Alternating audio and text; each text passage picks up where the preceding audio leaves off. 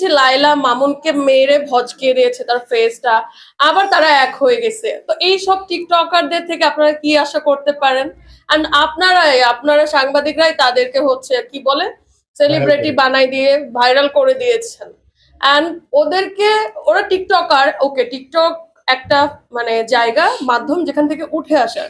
তো সেখানে আমি আমার প্রতিভা দিয়ে উঠবো, সেখানে কেন আমি উল্টাপাল্টা ভাবে উঠবো? আরো অনেকেই উঠতেছে, ভালো ভালো টিকটকাররা আছে, টিকটক খারাপ না, সেলিব্রিটি হিসেবে ধরা যায় কারণ সবাই তাদেরকে ফলো করে। তার মানে এই যে মারামারি, ধর্ষণ মামলা, এগুলা কি ভাই?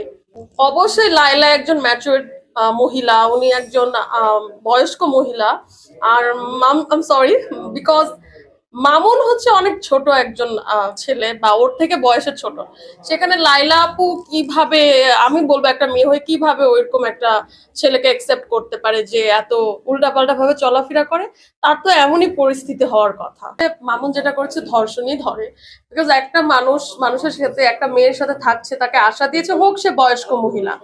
আমি চিনি না মামুন লাইলাকে পার্সোনাল ভাবে, চিনি না। হ্যালো, আমি মামুন লাইলাকে পার্সোনাল ভাবে চিনি না, বাট আমি লাইলার হয়ে বলছি না, একটা নারী হয়ে বলছি। তাকে দিনের পর দিন তাকে বিয়ে করবে বলে তার সাথে হয়তো আছে, তার গাড়ি বাড়ি ইউজ করেছে, এখন তাকে ইউজ করে ছুঁড়ে ফেলে দিছে। তো তাকে তো প্রলোভন দিয়ে মামুনও তো ধর্ষণ করেছে। মামুন তো একদম ছোট বাচ্চা না, দেখতে ছোট লাগে। একদম ঠিক। এন্ড লাইলার এই বয়সে এসে এমনই পরিস্থিতি হওয়ার কথা। আপনারা জানেন যে একজন বুড়া লোকের সাথে একটা ইয়াং মেয়ের সংসার হয়, সারা জীবন থাকতে পারে, কিন্তু কয়টা বুড়ি মহিলার সাথে কয়টা ইয়াং ছেলেকে সংসার করে টিকে রাখতে দেখেছেন? আজ পর্যন্ত একটা টিকেছে? একটাও টিকেনি।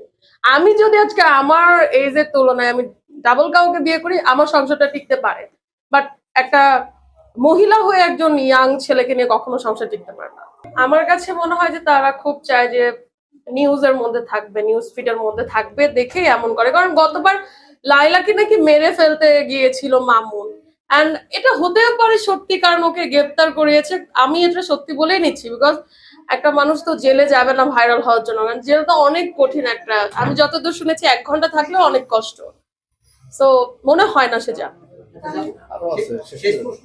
আপনি নিজেকে এই মিডিয়া যেহেতু কাজ করতে, নিজেকে কোন জায়গায় দেখতে চান? আমি নিজেকে অনেক ভালো একজন অভিনেত্রী হিসেবে দেখতে চাই, কারণ আমার ইচ্ছে আছে আমি অভিনয়ের উপরে কাজ করব, এবং সবাই দোয়া করবেন যেন আমি বাংলাদেশের 1 নম্বর ক্যাটাগরির নায়িকা হতে পারি। মিষ্টি জান্নাত হতে চান না? আমি মিষ্টি জান্নাত হতে চাই না।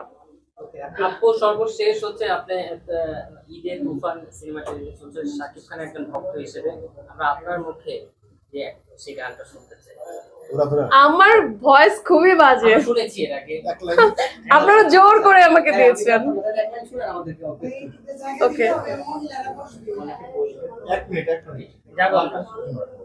শেষ করো। কোন শহরে?